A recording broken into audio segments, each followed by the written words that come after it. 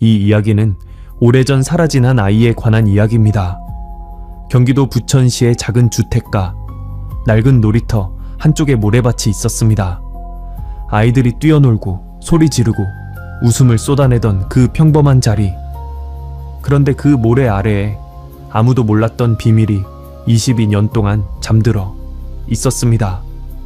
1년이 가고 10년이 가고 세월이 흘러도 아버지 이광수 씨는 매년 그 놀이터 벤치에 혼자 앉았습니다. 아들 준호의 생일이 되면 어김없이 그 자리를 찾아왔지요. 아무도 없는 놀이터에서 차가운 바람을 맞으며 그는 그저 기다렸습니다. 아들이 어디선가 살아서 돌아올 거라고 아직도 믿고 싶었던 겁니다. 그런데 22년이 지난 봄, 굴착기 한 대가 그 놀이터 땅을 파헤치기 시작했습니다. 노후화된 놀이터를 철거하고 주차장을 짓는 공사였습니다. 그리고 모래 깊은 곳에서 작고 하얀 뼈들이 모습을 드러냈습니다. 이것은 단순한 실종 사건이 아니었습니다. 이것은 한 아이가 세상에서 지워진 이야기이고 22년 만에 다시 세상으로 돌아온 이야기입니다. 지금부터 그 진실을 함께 따라가 보겠습니다. 시작 전에 구독과 좋아요를 눌러주시면 감사하겠습니다. 어느 지역에서 시청 중이신지 댓글 남겨주시면 한 분 한 분 인사드리겠습니다. 이야기 시작합니다.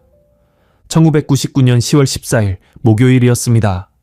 경기도 부천시 원미구 심곡동 역공역에서 걸어서 15분쯤 되는 거리에 작은 빌라들이 다닥다닥 붙어있는 조용한 골목이 있었지요. 골목 안쪽 막다른 곳에 놀이터 하나가 있었습니다. 철봉 하나, 녹슨 그네 2개, 비스듬히 기울어진 미끄럼틀. 모래밭 한 귀퉁이에는 아이들이 파담한 구덩이가 그대로 남아 있었고 플라스틱 삽 하나가 모래 위에 덩그러니 꽂혀 있었습니다.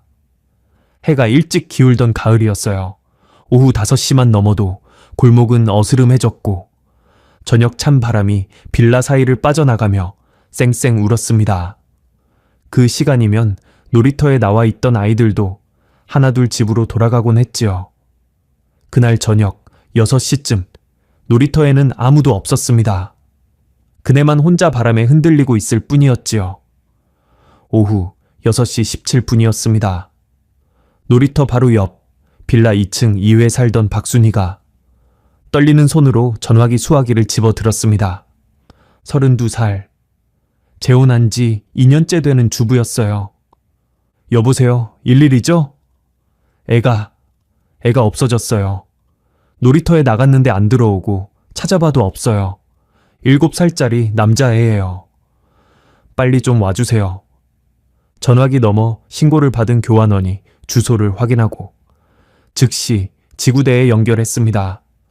원미경찰서 지구대 순경 2명이 순찰차를 몰고 도착한 것은 신고 접수로부터 불과 4분 뒤였습니다. 두 사람은 손전등을 들고 놀이터 일대를 샅샅이 훑었습니다. 모래밭 주변, 철봉 뒤, 미끄럼틀 아래, 골목 끝 담벼락 사이, 인근 슈퍼마켓 앞, 문방구 뒷골목까지. 하지만 이준호라는 이름의 7살 소녀는 어디에도 없었습니다. 신발도 가방도 아무런 흔적도 남겨두지 않은 채 그 아이는 사라져 있었습니다. 박순희는 순경들과 함께 지구대로 갔습니다. 작은 체구의 단발머리, 흰면 티셔츠에 베이지색 면바지 차림이었지요. 지구대 형광등 불빛 아래 마주 앉은 박순희는 두 손을 무릎 위에 가지런히 얹고 있었습니다. 담당 형사 정기훈이 수첩을 펼치며 물었습니다. 오늘 준호가 언제 집을 나갔습니까? 박순희가 대답했습니다. 오후 4시쯤이요. 놀이터에 나가고 싶다고 해서 내보냈어요. 평소에도 혼자 잘 노는 아이라서 별로 걱정은 안 했는데. 그러고 나서 아이를 확인한 건 언제입니까? 저녁 준비하면서 창문으로 내다봤는데 보이더라고요. 그런데 밥 다 됐다고 부르러 내려가 보니까 없었어요. 그게 몇 시쯤입니까? 6시 조금 전이요. 형사는 받아 적으며 다시 물었습니다. 그날 낮에 특별히 이상한 점은 없었습니까? 준호가 평소와 다른 행동을 한다거나 아니면 낯선 사람이 골목 쪽에 얼쩡거리는 걸 본 적이 있다거나. 박순희는 잠시 생각하는 표정을 지었습니다. 눈을 살짝 내리깔고 입술을 가볍게 모으며 그리고 천천히 고개를 저었어요. 없었어요. 그냥 평범한 하루였어요. 목소리는 가늘게 떨렸습니다. 하지만 눈물은 나오지 않았어요. 형사 정기훈은 수첩에 시선을 고정한 채 아무 말도 하지 않았습니다. 그러나 속으로는 뭔가 이상하다는 느낌이 스쳐 지나갔지요. 아이를 잃어버린 어머니치고는 너무 차분했습니다. 손도 떨지 않았고 목소리도 크게 흔들리지 않았어요. 눈가가 붉어지지도 않았습니다. 물론 사람마다 충격을 받아들이는 방식은 다르지요. 어떤 이는 울부짖고 어떤 이는 오히려 얼어붙은 듯 차가워지기도 합니다. 그래서 형사는 그 의심을 단정짓지 않았습니다. 아직 아이를 찾는 일이 먼저였으니까요. 그 시각 골목 안에서는 수색이 한창이었습니다. 지구대에서 추가 인력을 보냈고 소식을 들은 동네 주민 몇몇도 손전등을 들고 나왔습니다. 2층 빌라 창문마다 불이 켜지고 고개를 내밀어 내려다보는 얼굴들이 생겨났어요. 무슨 일이에요? 2층 집 애가 없어졌대요. 어머, 세상에. 수군거림이 골목을 타고 퍼졌습니다. 경찰관들은 골목 끝 공터와 폐가, 담벼락 뒤, 쓰레기 집화장 안까지 살폈습니다. 혹시 아이가 놀다가 어딘가에 갇힌 건 아닐까 싶어 맨홀 뚜껑까지 들어 올려 봤지요. 하지만 없었습니다. 어디에도 없었어요. 밤 11시가 조금 넘어 지구대 문이 거칠게 열렸습니다. 이광수였습니다. 40살. 공장 자재 납품 일을 하는 평범한 남자였어요. 충청남도 천안의 거래처에 납품을 마치고 숙소에 막 들어서던 참에 박순희의 전화를 받았다고 했지요. 전화를 끊자마자 짐도 챙기지 않고 차를 몰아 달려왔다고 했습니다. 그의 얼굴은 핏기가 완전히 가셔 있었습니다. 눈은 충혈됐고 입술은 바짝 말라 있었어요. 외투도 제대로 걸치지 못한 채 지구대 안으로 뛰어들어온 그는 형사를 붙잡고 물었습니다. 찾았습니까? 아직 못 찾은 겁니까? 형사가 아직 수색 중이라고 하자 이광수는 그 자리에서 주저앉듯 의자에 쓰러졌습니다. 두 손으로 얼굴을 감싸쥐고 한동안 말을 잇지 못했지요. 준호가 어딜 가겠어요. 그 아이가 어딜 가요. 혼자 밖을 잘 나가지도 않는 아인데. 이광수는 첫 번째 결혼해서 준호를 얻었습니다. 준호가 3살 때 아내가 집을 나갔어요. 아무 말도 없이 어느 날 아침 그냥 사라진 것이었지요. 그 뒤로 이광수는 혼자 준호를 키웠습니다. 아이를 어린이집에 맡기고 새벽부터 밤까지 일했습니다. 준호가 5살이 되던 해에 박순희를 만나 재혼했고 그때부터 처음으로 온전한 가족이 생긴 것 같다고 생각했지요. 그런데 이제 그 아이가 없어졌습니다. 이광수는 눈물도 제대로 흘리지 못했습니다. 그냥 두 손으로 얼굴을 가린 채 어깨만 들썩이고 있었지요. 박순희는 그 옆에 나란히 앉아 있었습니다. 남편의 어깨에 손을 얹지도 위로의 말을 건네지도 않았어요. 그저 무릎 위에 두 손을 가지런히 얹은 채 벽 한 곳을 조용히 바라보고 있을 뿐이었습니다. 형사 정기훈은 그 모습을 잠시 바라봤습니다. 말이 없었어요. 그러나 그 침묵이 마음에 걸렸지요. 그날 밤 결정적인 증언이 하나 들어왔습니다. 놀이터 바로 옆 빌라 1층 1회에 살던 최정순 씨였습니다. 64살. 오래전부터 그 골목에서 살아온 토박이었지요. 그녀는 형사에게 조심스럽게 말을 꺼냈습니다. 제가 낮에 위층에서 아이 우는 소리를 들었어요. 형사가 고개를 들었습니다. 어떻게 우는 소리였어요? 최정순 씨는 잠시 기억을 더듬는 듯 눈을 가늘게 떴습니다. 처음엔 그냥 떼쓰나 보다 했어요. 어린애들이 가끔 저렇게 우니까요. 그런데 보통은 한참 울다가 그치거든요. 근데 이상하게도 그날은 갑자기 뚝 끊기는 거예요. 우는 소리가 딱 끊겨버렸어요. 마치 누가 막아버린 것처럼요. 형사의 손이 멈췄습니다. 몇 시쯤이었어요, 그게? 오후 2시는 됐을 거예요. 제가 낮에 드라마 보다가 들었거든요. 2시에 시작하는 드라마였으니까 딱 시작할 때쯤이었어요. 형사는 천천히 수첩에 받아 적었습니다. 오후 2시, 위층, 아이 울음소리, 갑자기 뚝 끊김. 그러고 나서 형사는 박순희의 진술을 다시 떠올렸습니다. 준호를 오후 4시에 내보냈다. 2시간의 차이.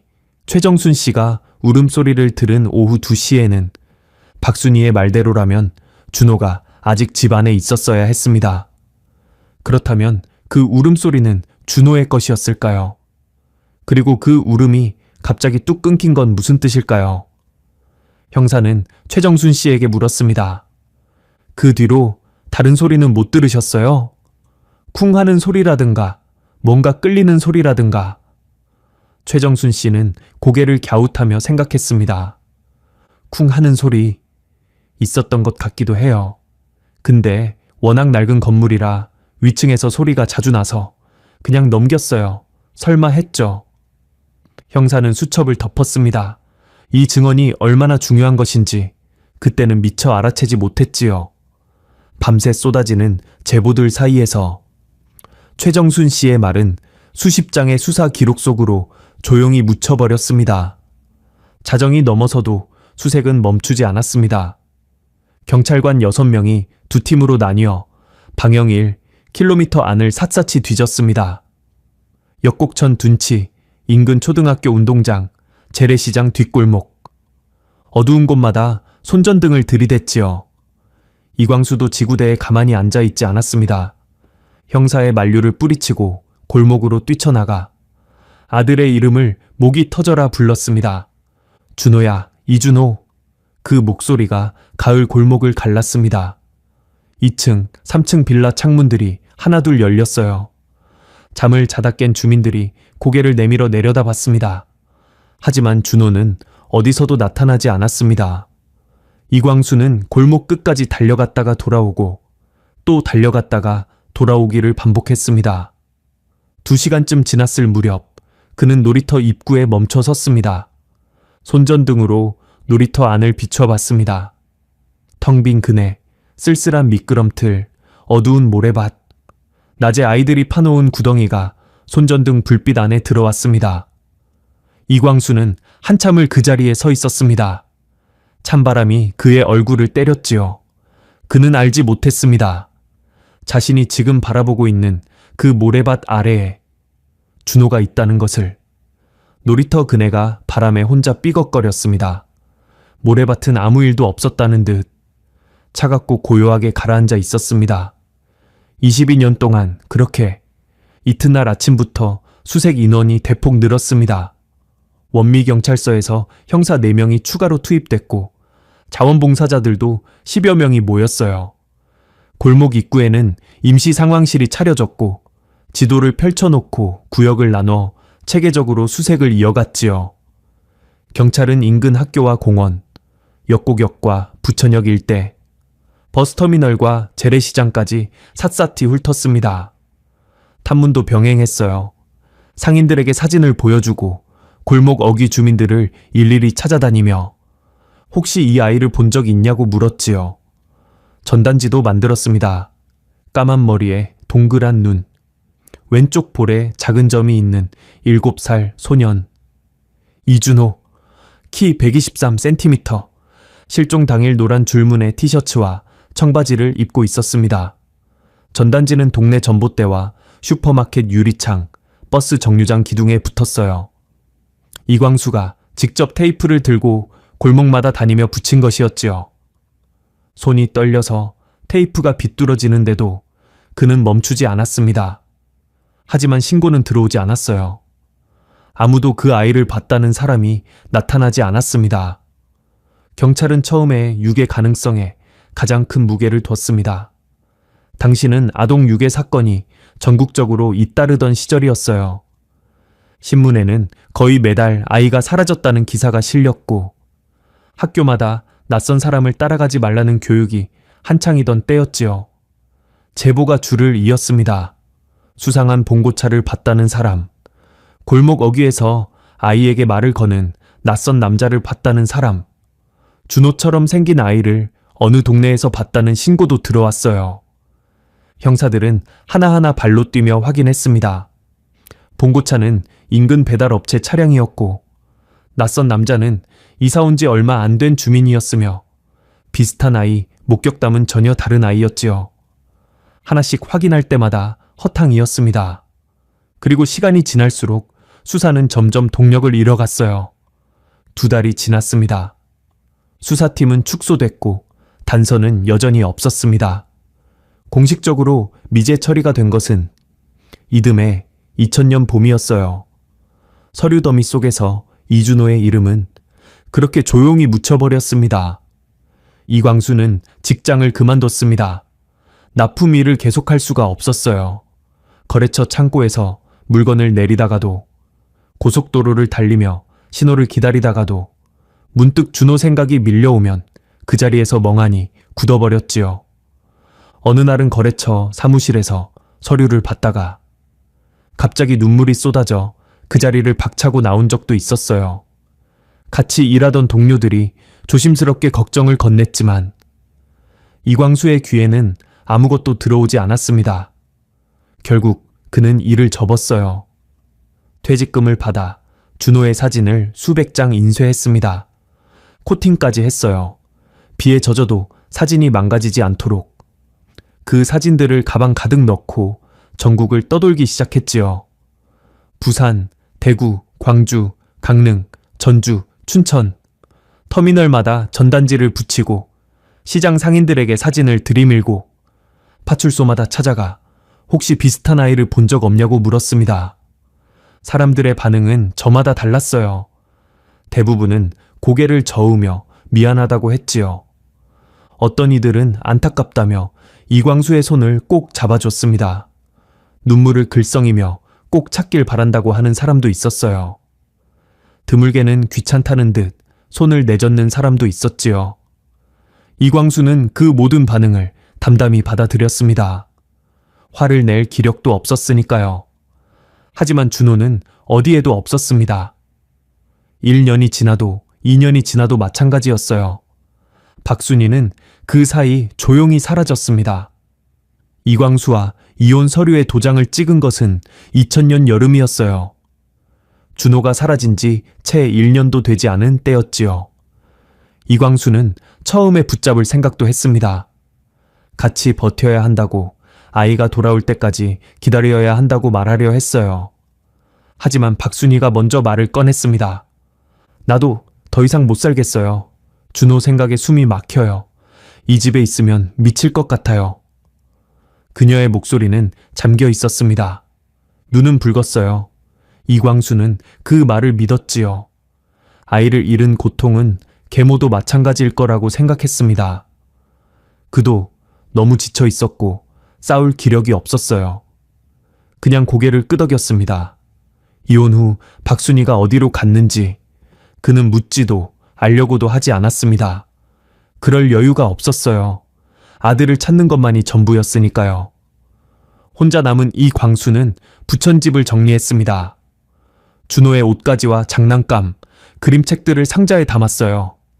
버리지는 못했습니다. 언젠가 돌아오면 줘야 한다고 생각했지요. 그 상자들을 들고 인근 소사동의 작은 고시원으로 들어갔습니다. 방은 1평 반짜리였어요.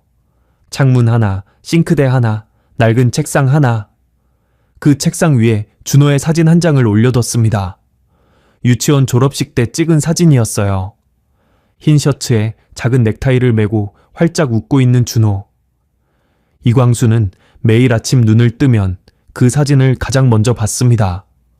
세월은 그렇게 흘렀습니다. 이광수는 공사판 일용직으로 생계를 이어갔어요. 새벽 5시에 일어나 인력사무소 앞에 줄을 서고 하루 종일 흙을 파고 자재를 날랐습니다. 몸이 무너질 것 같은 날에도 쉬지 않았어요. 일하는 동안만큼은 다른 생각을 할 여유가 없었으니까요.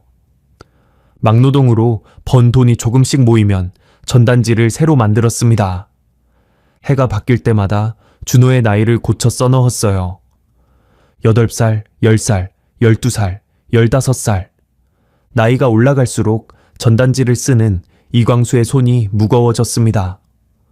아들이 살아있다면 지금쯤 중학생이겠구나, 고등학생이겠구나, 어느새 성인이 됐겠구나 싶으면 가슴 한구석이 무너지는 것 같았지요. 그러면서도 그는 생각했습니다. 살아있다면, 반드시 살아있다면, 어딘가에서 밥은 먹고 있는지, 따뜻한 데서 자고 있는지, 학교는 다니고 있는지, 누가 돌봐주고 있는지, 그 생각들이 밀려올 때마다 눈물이 났습니다. 하지만 멈출 수가 없었어요. 그 생각만이 이광수가 다음 날 아침 눈을 뜰 수 있는 이유였으니까요. 매년 10월이 되면 이광수는 어김없이 신곡동으로 돌아왔습니다. 준호가 사라진 그 날짜가 되면 어김없이 그 놀이터 벤치에 혼자 앉았어요. 이른 아침부터 나와 해가 완전히 질 때까지 그 자리를 지켰지요. 아무것도 하지 않았습니다. 그냥 앉아 있었어요. 놀이터를 바라보며. 세월이 지나면서 놀이터 주변은 조금씩 바뀌었습니다. 골목 입구에 슈퍼마켓이 편의점으로 바뀌었고, 낡은 빌라 하나가 헐리고 새 건물이 올라섰어요. 인근 빌라에 새로운 가족들이 들어왔고, 갓난아이들이 자라 그 놀이터에서 뛰어놀다가 또 어느새 훌쩍 커서 다른 곳으로 떠났지요. 그 모든 세월 동안 이광수는 매년 그 벤치에 앉아 있었습니다. 주변이 아무리 바뀌어도 그만은 변하지 않았어요. 낡은 점퍼를 걸친 채 두 손을 무릎 위에 얹고 어두워지는 골목을 물끄러미 바라보며 아이들이 신나게 뛰어놀다 엄마한테 불려 집으로 돌아가면 이광수는 혼자 그 텅 빈 놀이터를 바라봤습니다. 그네가 비어 있었어요. 모래밭에 아이들이 파놓은 구덩이가 또 생겨 있었지요. 이광수는 그 구덩이를 오래 바라봤습니다. 아무 생각도 하지 않으려 했지만 생각은 언제나 같은 곳으로 흘러갔어요. 준호야, 어디 있니? 2020년 겨울이었습니다. 이광수의 나이 61였어요. 몸 여기저기 무리가 오기 시작했습니다. 무릎 연골이 닳아 계단을 오르내리기가 힘들어졌고 허리도 예전 같지 않았지요. 그래도 일용직을 쉬지는 않았습니다. 몸을 움직이지 않으면 생각이 너무 많아졌으니까요. 그해 겨울 어느 날 우편함에 구청 고지서 한 장이 꽂혀 있었습니다. 이광수는 대수롭지 않게 꺼내 들었어요. 그런데 읽다가 손이 멈췄습니다. 내용은 이러했지요.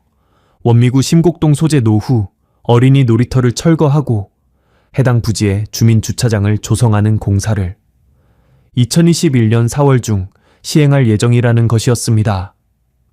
이광수는 고지서를 내려다봤습니다. 한 줄 한 줄 다시 읽었어요.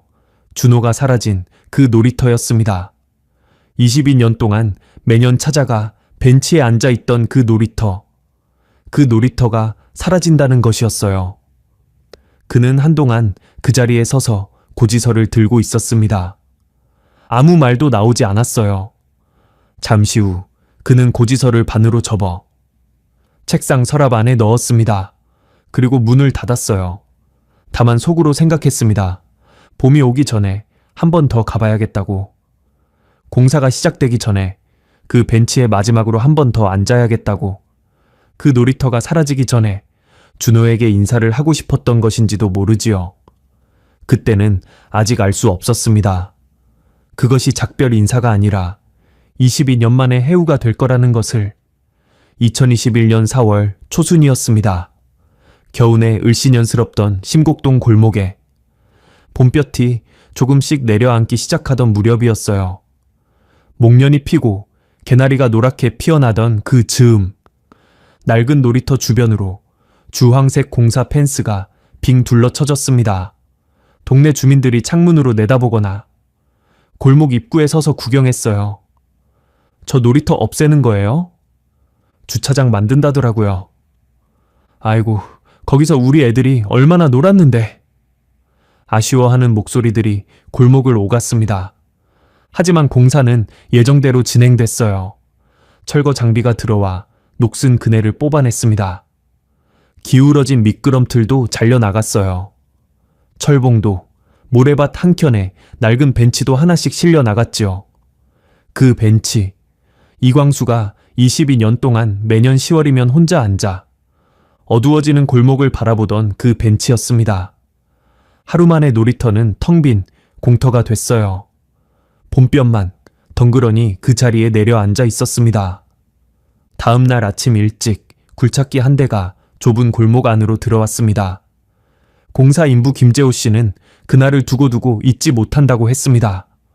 46살, 공사판 일을 15년째 해온 베테랑이었어요. 그날도 굴착기 운전석에 올라앉아 평소처럼 작업을 시작했지요. 버킷이 모래밭을 긁어내기 시작했습니다. 모래가 뭉텅뭉텅 파헤쳐지면서 공터 한쪽에 쌓여갔어요. 그런데 작업을 시작한 지 30분쯤 지났을 때였습니다. 버킷날이 땅속 깊이 파고들다가 무언가 단단한 것에 걸렸습니다. 기계가 살짝 떨렸어요. 김재호 씨는 레버를 당겨 굴착기를 멈췄습니다. 처음엔 돌덩이거나 오래된 폐자재겠거니 싶었지요. 공사 현장에서 흔히 있는 일이었으니까요. 그는 운전석에서 내려와 직접 확인하러 갔습니다. 버킷날 아래쪽, 모래가 파헤쳐진 자리를 들여다봤어요. 흙과 모래 사이로 뭔가 하얗고 가느다란 것이 삐죽 나와 있었습니다. 처음엔 나무 뿌리인가 싶었습니다. 아니면 오래된 플라스틱 파이프거나. 그는 손으로 주변 흙을 조금 걷어냈어요. 그 순간이었습니다. 김재호 씨의 손이 허공에 멈췄습니다. 숨도 멈췄어요. 틀림없었습니다. 사람의 뼈였습니다. 그것도 아주 작은 어린아이의 것으로밖에 볼 수 없는 뼈였어요. 그는 천천히 몸을 일으켰습니다. 뒷걸음질 치듯 두세 발자국 물러섰지요. 그러고는 큰 소리로 외쳤습니다. 공사, 멈춰요. 다 멈춰요. 여기 사람 뼈가 있어요. 굴착기 엔진이 하나씩 꺼졌습니다. 작업하던 인부들이 하던 일을 멈추고 모여들었어요. 골목이 갑자기 조용해졌습니다. 봄바람만 공터 위를 조용히 지나갔어요. 신고를 받고 원미경찰서에서 순경 2명이 먼저 도착했습니다. 그들은 즉시 현장을 통제했어요. 공사 인부들을 뒤로 물리고 노란 폴리스 라인을 공터 주변으로 쳤습니다. 소식이 골목을 타고 빠르게 퍼졌어요. 빌라 창문마다 고개를 내미는 사람들이 생겨났고 골목 입구에는 구경꾼들이 하나둘 모여들기 시작했지요. 수군거림이 파도처럼 번졌습니다. 사람 뼈가 나왔대요. 어머, 거기서요? 오래된 것 같다던데. 세상에, 저 놀이터에서? 국립과학수사연구원 감식팀이 현장에 도착한 것은 그날 오후 2시가 넘어서였어요. 흰 방호복을 입은 감식관 3명이 폴리스 라인 안으로 들어갔습니다. 그들은 삽 대신 작은 솔과 집게, 붓을 꺼내 들었어요. 기계로 파내는 것은 절대 안 됐습니다. 조금이라도 건드리면 증거가 훼손될 수 있었으니까요. 감식관들은 무릎을 꿇고 흙 위에 엎드리다시피 해서 아주 조금씩, 아주 조심스럽게 모래를 걷어내기 시작했습니다. 1시간이 지났어요. 2시간이 지났습니다. 구경꾼들은 폴리스라인 밖에서 숨을 죽이고 지켜봤어요. 아무도 떠나지 않았습니다. 해가 서쪽으로 기울기 시작할 무렵 유골의 전체 윤곽이 천천히 드러났습니다. 작았습니다. 너무나 작았어요. 어른의 절반도 안 되는 크기였습니다. 7살, 8살, 남짓한 아이의 것으로밖에 볼 수 없었지요. 현장을 지켜보던 형사 하나가 조용히 입술을 깨물었습니다. 감식관들도 말이 없었어요. 폴리스라인 밖에서 구경하던 주민 하나가 손으로 입을 틀어막고 고개를 돌렸습니다. 골목이 죽은 듯 고요해졌어요. 국과수의 감정 결과가 나온 것은 열흘 뒤였습니다. 감정서에는 이렇게 적혀 있었어요. 사망 당시 추정 나이 7살에서 8살 사이, 성별 남아. 사망 추정 시점 20년에서 25년 전. 두개골 일부에서 외부 충격에 의한 골절 흔적 확인. 단순 낙상으로 보기 어려운 형태의 골절이며 여러 차례의 강한 외부 충격이 가해졌을 가능성이 높음. 마지막 항목을 읽은 담당 형사의 표정이 굳었습니다. 사고가 아니었습니다. 누군가에 의해 해를 입은 것이었어요. 경찰은 즉시 실종 아동 데이터베이스를 뒤졌습니다. 원미구 심곡동 일대 사망 추정 시점과 맞는 시기, 같은 또래의 실종 남아 이준호라는 이름이 화면에 떠올랐어요. 1999년 10월 14일 실종. 당시 나이 7살. 미제 처리. 원미경찰서 담당 형사는 화면을 한동안 바라봤습니다. 그리고 천천히 수화기를 집어들었어요. 유골 신원이 확인되면 사건은 부천경찰서 강력팀으로 넘어가게 될 터였습니다. 이광수에게 전화가 온 것은 감정 결과가 나온 날 오후였습니다. 그는 소사동 고시원 방에서 내일 공사 현장 출근 준비를 하고 있었어요. 작업복을 챙기고 도시락통을 씻다가 전화를 받았지요. 모르는 번호였습니다. 여보세요. 이광수 씨 되십니까? 네, 그런데요. 저는 원미경찰서 담당 형사입니다. 아드님 이준호 군 실종 사건과 관련해서 연락드렸습니다. 이광수의 손에서 도시락통이 미끄러질 뻔했습니다. 그는 얼른 싱크대를 붙잡았어요. 무슨 일입니까? 형사는 천천히 조심스럽게 말을 이었습니다. 심곡동 놀이터 공사 현장에서 어린아이의 유골이 발견됐습니다. 신원 확인을 위해 유전자 검사에 협조해 주실 수 있으십니까? 전화기 너머로 긴 침묵이 흘렀어요. 이광수는 말을 하지 못했습니다. 숨이 제대로 쉬어지지 않았어요. 머릿속이 하얘지는 것 같았지요. 한참 후에 겨우 입을 뗐습니다. 그 놀이터, 준호가 사라진 그 놀이터 말입니까? 네, 맞습니다. 또 침묵이었어요. 이광수는 눈을 감았습니다. 22년 동안 머릿속 한구석에서 지워버리려 했던 생각이 한꺼번에 밀려오는 것 같았지요. 아이가 살아있지 않을 수도 있다는 것. 그것을 알면서도 알고 싶지 않아서 22년 동안 외면해온 그 생각이었습니다. 알겠습니다. 가겠습니다. 목소리가 갈라져 있었어요. 전화를 끊고 나서 이광수가 어떤 표정을 지었는지는 아무도 알 수 없었습니다. 고시원 방에는 그 혼자뿐이었으니까요. DNA 대조 결과가 나온 것은 사흘 뒤였습니다. 이광수는 경찰서 대기실 의자에 앉아 결과를 기다렸어요. 2시간 가까이 기다렸지요. 물 한 모금 마시지 않았고 핸드폰도 들여다보지 않았습니다. 그냥 두 손을 무릎 위에 얹고 앉아 있었어요. 문이 열리고 형사가 들어왔습니다. 형사는 이광수 맞은편 의자에 앉았어요. 서류를 들고 있었지요. 그는 잠시 이광수를 바라봤습니다. 그리고 천천히 입을 열었어요. 이광수 씨, DNA 검사 결과가 나왔습니다. 이광수는 형사의 눈을 바라봤습니다. 말을 먼저 꺼내지 않았어요. 일치율 100%입니다. 심곡동 놀이터에서 발견된 유골은 이준호 군이 맞습니다. 그 말이 끝나는 순간이었습니다. 이광수는 천천히 고개를 숙였어요. 어깨가 흔들리기 시작했습니다. 소리도 없었지요. 그저 온몸이 조용히 떨렸어요. 22년. 아이를 찾아 전국을 떠돌던 22년. 매년 10월 그 벤치에 앉아 골목이 어두워지도록 기다리던 22년. 새벽 공사판에서 몸을 혹사시키며 버텨온 22년. 그 모든 것이 서류 한 장으로 끝났습니다. 형사는 아무 말도 하지 않았어요. 그냥 옆에 앉아 있었습니다. 그것으로 충분했지요. 한참 만에 이광수가 고개를 들었습니다. 눈물로 범벅이 된 얼굴이었어요. 떨리는 입술로 아주 낮게 말했습니다. 그 자리에 있었군요. 내가 매년 앉아있던 그 자리 아래에. 형사는 대답하지 못했습니다. 목이 잠겼어요. 이광수는 창밖을 바라봤습니다. 봄볕이 경찰서 주차장 위로 환하게 내리쬐고 있었어요. 벚꽃이 바람에 날려 주차된 차들 위로 떨어지고 있었지요. 22년 만에 찾아온 봄이었습니다. 준호는 그 봄을 한 번도 보지 못했어요. 그 생각이 드는 순간 이광수는 다시 고개를 숙이고 더 이상 울음을 참지 못했습니다.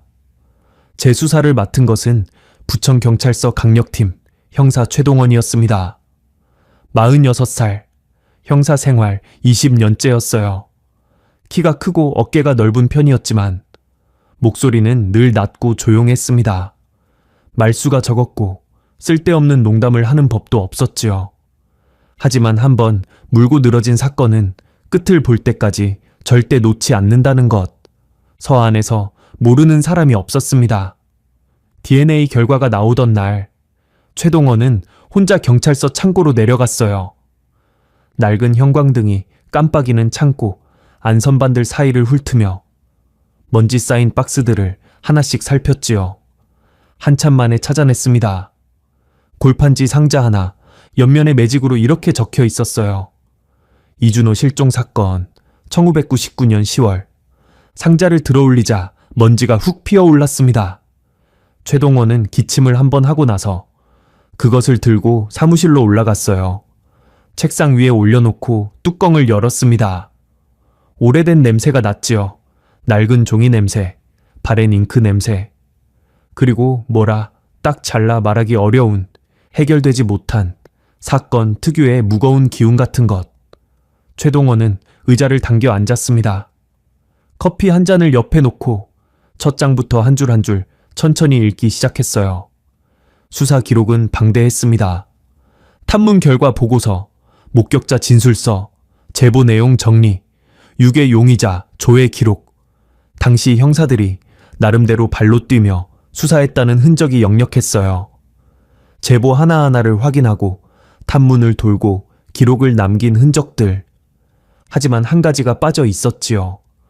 어디에도 박순희를 진지하게 의심한 흔적이 없었습니다. 그녀는 처음부터 끝까지 피해자 가족으로 분류돼 있었어요. 신고자, 계모, 걱정하는 보호자, 그 이상도 이하도 아니었지요. 최동원은 박순희의 초기 진술서를 꺼내 책상 위에 펼쳤습니다. 빨간 펜을 들고 줄을 그어가며 천천히 읽어 내려갔어요. 준호를 오후 4시에 놀이터로 내보냈다. 창문으로 몇 차례 확인했는데 보였다. 저녁 준비를 마친 뒤 불렀더니 없었다. 놀이터로 직접 내려가 보니 아이가 없었다. 당황해 골목을 뛰어다니다 신고했다. 읽고 또 읽었습니다. 깔끔한 진술이었어요. 너무 깔끔했지요. 아이를 잃어버린 직후의 진술치고는 흐트러짐이 없었습니다. 충격을 받은 사람이라면 보통은 말이 엉키거나 같은 말을 반복하거나 앞뒤가 안 맞는 부분이 생기게 마련이에요. 그런데 박순희의 진술에는 그런 부분이 단 한 군데도 없었지요. 마치 미리 준비해둔 것처럼. 최동원은 빨간 펜을 내려놓고 잠시 눈을 감았습니다. 단서는 엉뚱한 곳에서 튀어나왔어요. 수사 기록 맨 뒤쪽에 당시 탐문 과정에서 수집된 자료들이 묶여 있었습니다.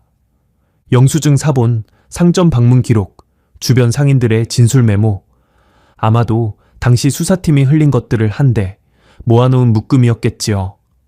최동원은 그것을 한 장씩 넘겼습니다. 그러다 멈췄어요. 영수증 사본 한 장이었습니다. 날짜는 1999년 10월 14일, 사건 당일이었어요. 시각은 오후 2시 40분. 장소는 심곡동 인근 철물점, 대성철물. 구매 품목은 이렇게 적혀 있었습니다. 삽 1자루, 비닐 포대 2장, 그리고 결제자 이름, 박순희. 최동원은 그 영수증을 손에 들고 한참을 바라봤습니다. 아무 말도 하지 않았어요. 박순희의 진술에 따르면 준호를 오후 4시에 놀이터로 내보냈다고 했지요. 그 말이 사실이라면 오후 2시 40분에는 준호가 아직 집 안에 있었다는 뜻이 됩니다. 그 시간에 박순희는 혼자 철물점에 나가 삽과 비닐 포대를 샀어요. 삽을, 비닐 포대를. 최동원은 천천히 몸을 뒤로 기댔습니다. 형광등 불빛이 영수증 위로 차갑게 내리꽂혔어요. 사무실, 아니 조용했지요. 시계 초침 소리만 들렸습니다. 그는 곧장 이웃 주민 진술서 묶음을 꺼냈어요. 한 장씩 넘기다가 멈췄습니다. 1층 주민 최정순 씨의 진술이었지요. 오후 2시쯤 위층에서 아이가 갑자기 울음을 뚝 그치는 소리를 들었다. 처음엔 떼쓰다 그치는 줄 알았는데 끊기는 소리가 이상했다. 마치 누가 막아버린 것처럼. 최동원은 그 문장 아래에 빨간 펜으로 밑줄을 그었습니다. 오후 2시, 최정순 씨가 울음소리를 들은 시각이었어요. 오후 2시 40분, 박순희가 철물점에서 삽과 비닐 포대를 산 시각이었습니다. 오후 4시, 박순희가 준호를 놀이터로 내보냈다고 진술한 시각이었어요. 오후 6시 17분, 박순희가 112에 신고한 시각이었지요. 최동원은 4개의 시각을 수첩에 차례로 적어 내려갔습니다. 그리고 그 사이사이에 일어났을 일들을 천천히 머릿속으로 그려봤어요. 오후 2시, 집 안에서 무슨 일이 벌어졌다. 울음소리가 갑자기 끊겼다. 오후 2시 40분, 박순희는 밖으로 나가 삽을 샀다. 오후 4시라는 시각은 그녀가 만들어낸 것이었다. 저녁이 되자 신고를 했다. 하나의 선이 그어졌습니다. 끔찍하고 선명한 선이었어요. 최동원은 빌라 건물 관리인의 진술서도 다시 꺼냈습니다. 관리인 오병철 씨. 당시 62살이었어요. 진술서에는 이런 내용이 담겨 있었지요. 그날 저녁 어두워질 무렵 2층 박 씨 댁 여자가 무언가 묵직한 것을 끌듯이 들고 놀이터 쪽으로 나가는 것을 봤다. 비닐 같은 것에 쌓인 것 같았다. 잠시 후 빈손으로 돌아왔다. 뭔가 이상하다 싶었지만 설마 하고 넘겼다. 당시 수사팀은 이 진술에 큰 의미를 두지 않았습니다. 짐을 들고 나갔다가 빈손으로 돌아온 것은 충분히 있을 수 있는 일이었으니까요. 쓰레기를 버리러 나갔을 수도 있고 다른 이유가 있을 수도 있었지요. 그런데 지금 철물점 영수증과 나란히 놓으면 달랐어요. 비닐 포대, 삽, 묵직한 것을 끌듯이 들고 놀이터 쪽으로 나간 여자, 그리고 빈손으로 돌아온 여자.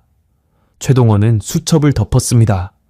그리고 혼잣말처럼 중얼거렸어요. 박순희, 지금 어디 있어?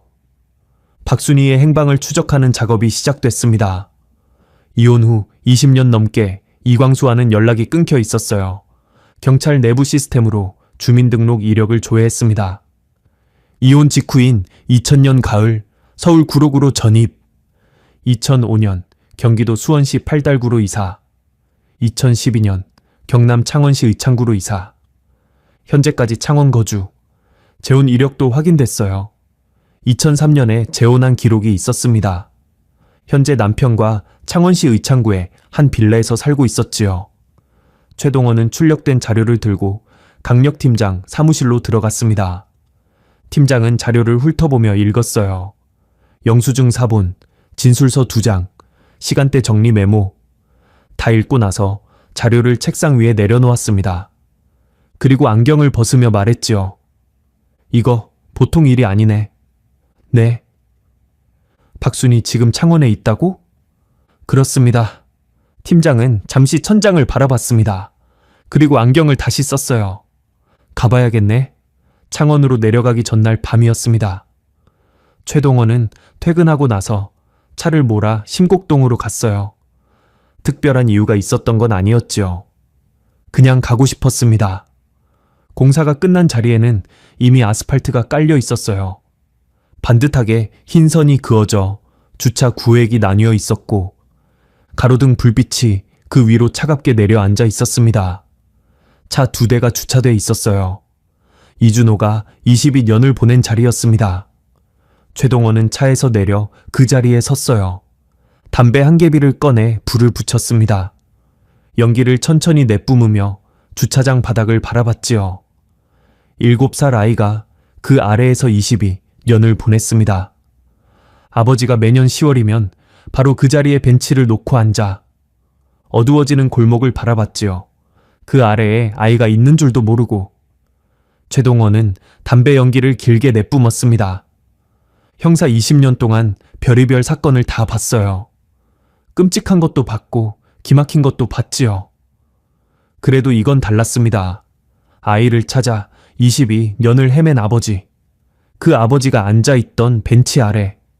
최동원은 담배를 끝까지 피우고 발끝으로 비벼 껐습니다. 내일 창원으로 내려가야 했어요. 가서 박순희를 만나야 했지요. 22년을 도망쳐온 여자를.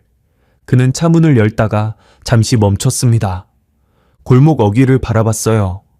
봄밤의 찬 공기가 얼굴을 스쳤습니다. 그리고 차에 올라탔지요. 22년을 기다려온 진실이. 이제 정말 가까이 와 있었습니다. 창원으로 내려간 것은 4월 하순의 일이었습니다. 최동원과 동료 형사 박세준은 이른 아침 6시에 부천을 출발했어요. 경부고속도로를 타고 남쪽으로 내달렸습니다. 창원시 의창구까지는 고속도로로 4시간 남짓 걸리는 길이었지요. 봄이었어요. 고속도로 양쪽으로 벚꽃이 한창 피어 있었습니다. 차창 밖으로 환하게 빛나는 꽃들이 스쳐 지나갔지만 두 사람은 거의 말이 없었어요. 박세준이 운전을 했습니다. 최동원은 조수석에 앉아 수첩을 무릎 위에 펼쳐놓고 박순희에 관한 자료를 다시 한번 천천히 읽었어요. 61살, 2003년 재혼, 현재 남편과 창원시 의창구 거주, 슈퍼마켓 파트타임, 근무 이력, 전과 없음, 전과 없음. 최동원은 그 항목에서 시선이 멈췄습니다. 22년 동안 아무 일도 없었다는 듯이 살아온 여자였어요. 재혼도 하고 새 살림도 차리고 마당에 수선화도 심고 고양이도 키우면서 그는 수첩을 덮었습니다. 창밖으로 시선을 돌렸어요. 봄볕이 고속도로 위로 쏟아지고 있었지요. 창원시 의창구에 빌라 앞에 차를 세운 것은 오전 10시가 조금 넘은 시각이었습니다. 5층짜리 낡은 빌라였어요. 외벽이 군데군데 갈라져 있었고 계단 난간에는 녹이 슬어 있었지요. 그래도 현관 앞 화단에는 수선화가 노랗게 피어 있었고 현관문 옆에 고양이 밥그릇이 하나 놓여 있었습니다. 누군가 돌보는 길고양이가 있는 모양이었어요. 평범하고 조용한 봄날 오전의 풍경이었습니다. 최동원은 차에서 내려 빌라 입구에 인터폰 앞에 섰어요. 잠시 그 자리에 멈춰 서 있었지요. 그리고 천천히 버튼을 눌렀습니다. 신호음이 2번 울렸어요. 그리고 여자 목소리가 들렸습니다. 네, 누구세요? 나이 든 목소리였어요. 조금 잠겨 있었고 조심스러운 기색이 있었지요. 부천경찰서에서 왔습니다. 박순희 씨 되십니까? 짧은 침묵이 흘렀어요. 분명히 들었을 겁니다. 부천경찰서라는 말을, 그 말이 무슨 뜻인지도. 네. 잠깐 여쭤볼 것이 있어서 왔습니다. 문 좀 열어주시겠습니까? 또 짧은 침묵이 있었어요. 그리고 전자 잠금 장치 풀리는 소리가 났습니다. 2층 2호가 박순희의 집이었습니다. 최동원이 초인종을 누르자 잠시 후 문이 열렸어요. 박순희는 예상보다 작은 여자였습니다. 기억 속 30대 초반의 여자가 이제는 60이 넘은 모습이었어요. 허리가 약간 굽었고 단발로 자른 머리카락은 반쯤 휘어 있었지요. 집에 있다가 나온 듯 얇은 면 카디건을 걸치고 있었습니다. 그녀는 형사 둘을 번갈아 봤어요. 눈빛의 긴장이 역력했습니다. 그러나 애써 태연한 표정을 유지하려 하고 있었지요. 무슨 일로? 최동원이 신분증을 꺼내 내보이며 말했습니다. 이준호 군 사건 때문에 왔습니다. 그 이름이 입 밖으로 나오는 순간이었어요. 박순희의 얼굴이 눈에 띄게 굳었습니다. 턱이 미세하게 떨렸어요. 손가락 끝도 살짝 흔들렸지요. 하지만 그녀는 이내 표정을 다잡으며 말했습니다. 그건 오래전 일인데요. 20년도 더 된 일 아닌가요? 저도 그때 힘들었고 지금도 생각하면 힘들어요. 그게 저랑 무슨 상관이 있다고 여기까지 오셨어요. 목소리는 떨리지 않았어요. 당당한 척하려는 기색이 역력했지요. 최동원은 그 모습을 조용히 바라봤습니다. 안에서 말씀 나눌 수 있겠습니까? 오래 걸리지 않겠습니다. 박순희는 잠시 망설였어요. 그리고 뒤로 물러서며 문을 열어줬습니다. 거실은 좁고 조용했습니다. 창가에 화분이 서너 개 놓여 있었어요. 텔레비전 위에는 재혼한 남편과 함께 찍은 사진이 액자에 담겨 있었지요. 어딘가 온천이나 관광지로 보이는 곳에서 환하게 웃고 있는 사진이었어요. 한쪽 벽에는 달력이 걸려 있었고 달력 위에 볼펜으로 이런저런 일정이 적혀 있었습니다. 평범한 살림집이었어요. 지극히 평범한. 최동원과 박세준은 소파에 나란히 앉았습니다. 박순희는 맞은편 의자에 앉았어요. 두 손을 무릎 위에 얹고 허리를 꼿꼿이 세운 채였지요. 최동원이 먼저 말을 꺼냈습니다. 박순희 씨, 이번에 심곡동 놀이터 공사 현장에서 어린아이의 유골이 발견된 사실은 알고 계십니까? 박순희의 눈이 잠깐 흔들렸습니다. 뉴스에서 봤어요. DNA 감정 결과 이준호 군으로 확인됐습니다. 박순희는 아무 말도 하지 않았어요. 시선을 테이블 위로 내렸습니다. 유골에서 두개골 골절 흔적이 발견됐습니다. 국가수 소견은 단순 낙상으로 보기 어렵다고 했어요. 여러 차례의 강한 외부 충격이 가해졌을 가능성이 높다는 내용이었습니다. 최동원은 천천히 서류 봉투를 꺼냈어요. 그 안에서 영수증 사본을 꺼내 테이블 위에 올려놓았습니다. 박순희 씨, 사건 당일인 1999년 10월 14일 오후 2시 40분에 심곡동 대성철물에서 삽 1자루와 비닐포대 2장을 구매하셨지요. 박순희가 고개를 들었습니다. 영수증을 봤어요. 그건 집에서 쓸 것들이었어요. 그때 뭔가 필요했던 게 있었는데 준호 군을 오후 4시에 놀이터로 내보냈다고 하셨지요. 그렇다면 2시 40분에는 준호가 아직 집 안에 있었다는 뜻인데 그 시간에 혼자 밖에 나가 삽을 사셨군요. 박순희는 입을 열었다가 다시 닫았습니다. 최동원은 두 번째 서류를 꺼냈어요. 1층 주민 최정순 씨 진술입니다. 사건 당일 오후 2시 위층에서 아이 울음소리가 갑자기 뚝 끊기는 걸 들었다고 했어요. 마치 누가 막아버린 것처럼요. 세 번째 서류를 꺼냈지요. 건물 관리인 오병철 씨 진술입니다. 그날 저녁 어두워질 무렵 박순희 씨가 묵직한 것을 끌듯 들고 놀이터 쪽으로 나갔다가 빈손으로 돌아오는 걸 봤다고 했습니다. 세 장의 서류가 테이블 위에 나란히 놓였어요. 이 세 가지를 같이 놓고 보면 하나의 흐름이 보입니다. 박순희 씨. 박순희는 테이블 위의 서류들을 내려다봤습니다. 시선이 영수증에서 최정순 씨 진술서에서 오병철 씨 진술서로 천천히 옮겨갔어요. 거실 벽시계가 조용히 째깍거렸습니다. 화분 사이로 봄볕이 비스듬히 들어왔어요. 어디선가 새소리가 들렸지요. 아무도 말이 없었습니다. 박세준이 조용히 물컵 하나를 박순희 쪽으로 밀었습니다. 박순희는 받지 않았어요. 두 손은 이미 무릎 위에서 꽉 쥐어져 있었지요. 손등에 힘줄이 도드라져 있었습니다. 긴 침묵이었어요. 최동원은 서두르지 않았습니다. 그냥 기다렸어요. 1분이 흘렀습니다. 2분이 흘렀어요. 그리고 박순희가 천천히 고개를 숙였습니다. 처음에는 아무 말도 없었어요. 그냥 고개를 숙인 채 가만히 있었지요. 그러다 입이 열렸습니다. 아주 낮고 잠긴 목소리였어요. 그날 제가 때렸어요. 최동원은 움직이지 않았습니다. 박세준도 마찬가지였어요. 준호가 말을 안 들었어요. 밥을 먹으라고 했는데 안 먹겠다고 하고 아빠한테 다 잃을 거라고 했어요. 그 말이 너무 얄미웠어요. 목소리가 낮게 깔렸습니다. 손으로 때렸어요. 한 번이 아니었어요. 준호가 울면서 도망가려 해서 또 때렸어요. 방 안을 뛰어다니며 도망가는 걸 잡아서 또 그녀가 말을 멈췄어요.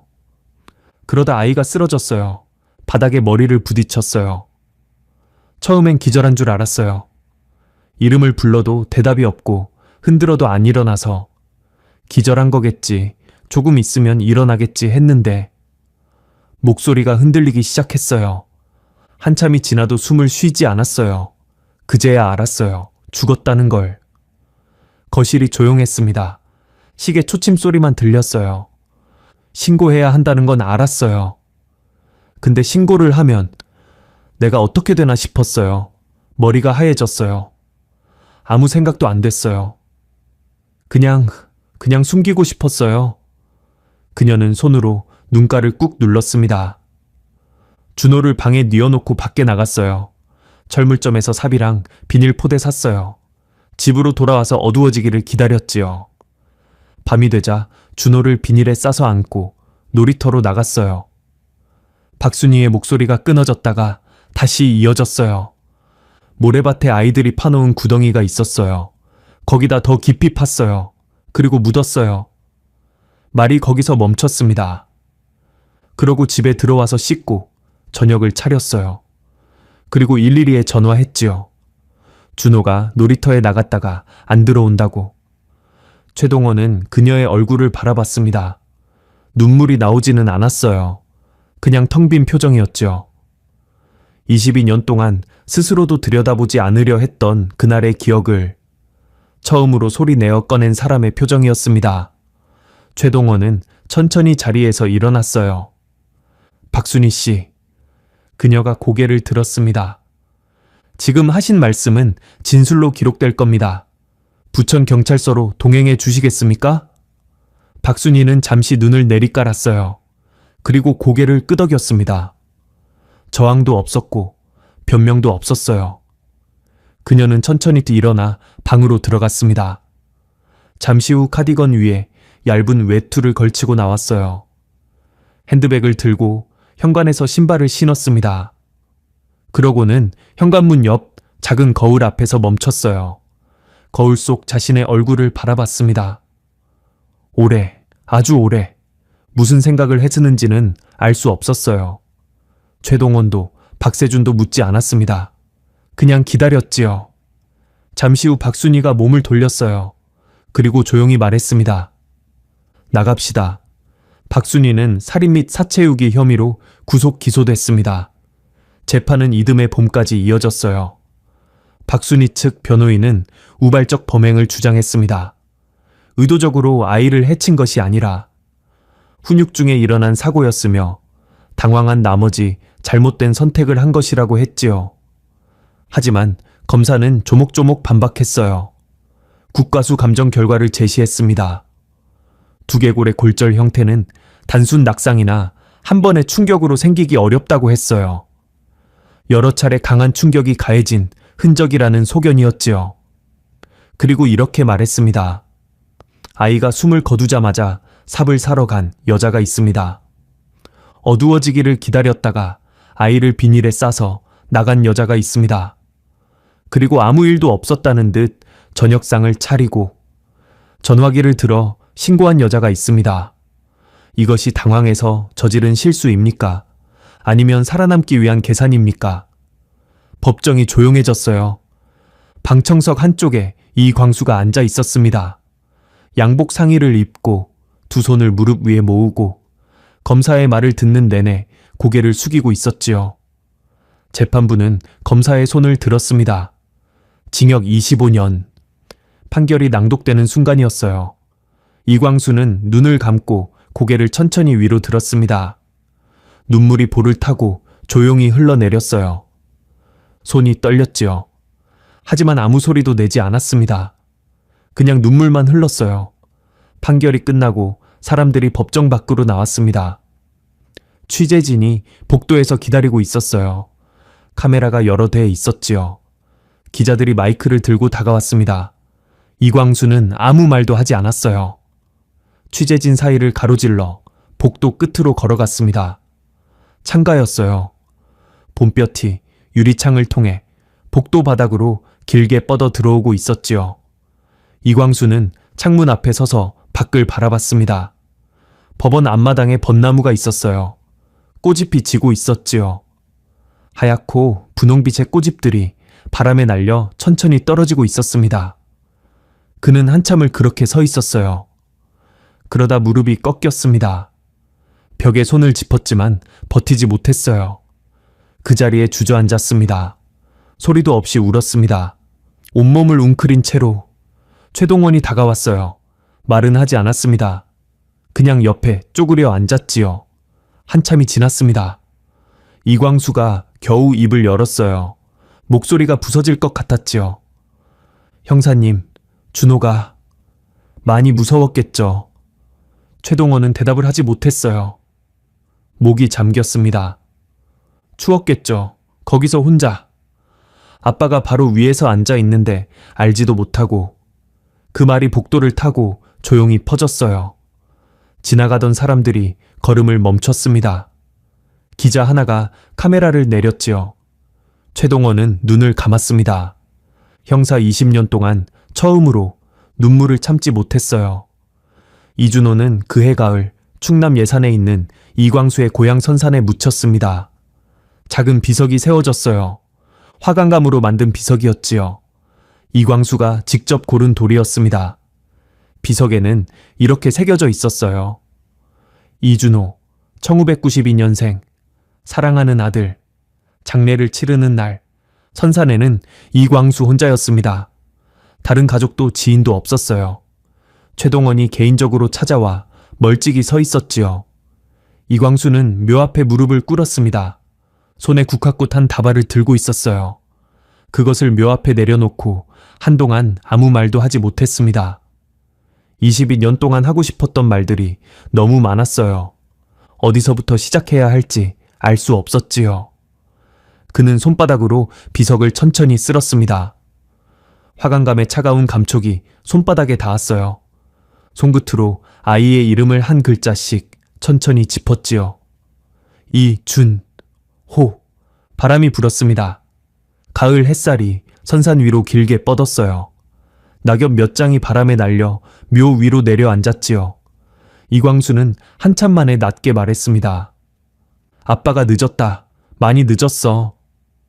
목소리가 바람에 실려 선산 위로 퍼졌어요. 그것으로 충분했습니다. 그 말 하나로 22년이 끝났어요.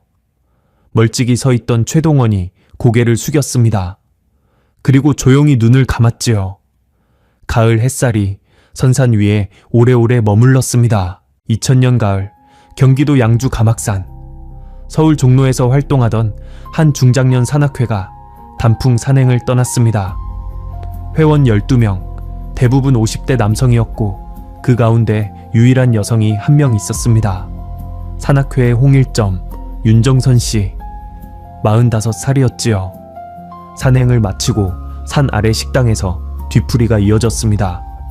막걸리가 돌고 웃음소리가 퍼지고 평범한 가을 산행에 하루가 마무리되는 듯 했습니다.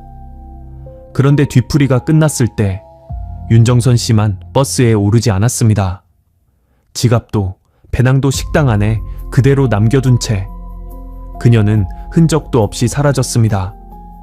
경찰이 수색에 나섰지만 시신은커녕 신발 한 짝도 찾지 못했습니다. 11명의 산악회 회원들은 한결같이 말했지요. 아무 일도 없었다고요. 사건은 미제로 묻혔습니다. 그로부터 17년, 가막산 자락에서 산림정비 작업이 한창이던 어느 봄날, 등산로에서 한참 벗어난 바위 틈 깊은 곳에서 사람의 유골이 발견됩니다. 유골의 뒤통수에는 둥이로 강하게 내려친 흔적이 선명하게 남아 있었습니다.